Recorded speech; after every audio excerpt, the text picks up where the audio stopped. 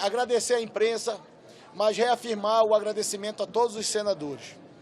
A gente está praticamente a 60 dias do final do ano e ao longo de todo esse ano, todos os senadores, as comissões do Senado, os líderes partidários, trabalharam muito. Eu não tenho dúvida que esse ano será considerado um dos anos mais produtivos do Senado Federal e do Congresso Nacional. Registrar e agradecer a presença do presidente Bolsonaro, que vem ao Senado Federal trazer e apresentar as propostas que o governo traz a esta casa de tramitação de 3 emendas constitucionais que serão debatidas e assinadas pelos senadores líderes e com certeza a gente terá um debate muito produtivo, porque esse é um assunto que todos nós temos falado ao longo dos últimos anos, que é a descentralização dos recursos, o chamado Pacto Federativo.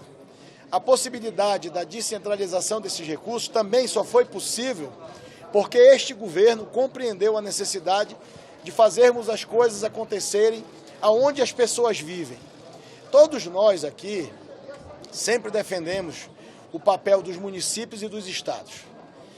Infelizmente, ao longo das últimas décadas, a centralização de recursos no governo central impediu o desenvolvimento em muitas regiões do nosso país, especialmente o norte e o nordeste.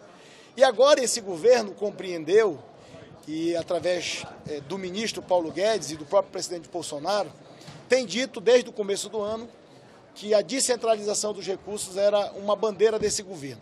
Quando o presidente da República traz propostas como essa, de descentralização do recurso, e quando o parlamento vota um tema como cessão onerosa, que também divide recursos da exploração do excedente de petróleo para estados e municípios, são gestos concretos do compromisso e do discurso assegurado pelo governo desde o primeiro dia de descentralização.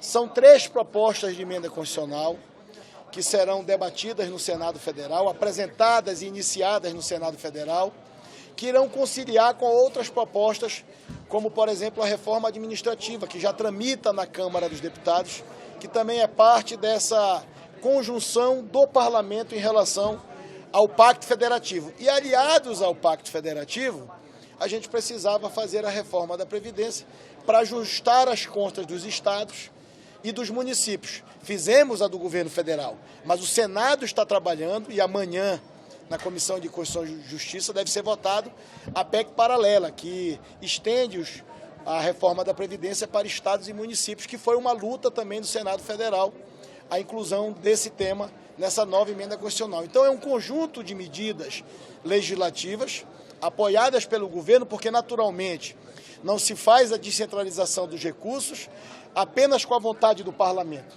O parlamento sempre desejou isso. Deputados e senadores sempre se manifestaram na descentralização dos recursos, mas, de fato, o fato concreto que nós temos é que este governo compreendeu essa mensagem e está na agenda do governo essa descentralização. Atender na ponta os municípios e os estados, porque são lá que os 210 milhões de brasileiros vivem em 5.570 municípios, em 26 estados e aqui no Distrito Federal. Recebemos o documento. Lógico que agora há um segundo passo e a gente já está convidando para amanhã uma grande reunião com todos os senadores, se for possível a presença dos 81 senadores, será importante para a gente recepcionar oficialmente esse documento e avaliar com os líderes partidários qual a tramitação nós daremos a essas matérias. Nós temos um regimento, são emendas constitucionais, a gente precisa assegurar o debate, mas com certeza absoluta esse protagonismo do Senado como Casa da Federação abraça essas propostas e recolhe da parte do governo federal o comprometimento de fazermos a votação, o aprimoramento dessas matérias para que a gente possa fazer essa descentralização de fato e de direito, que é algo aguardado por milhões de brasileiros.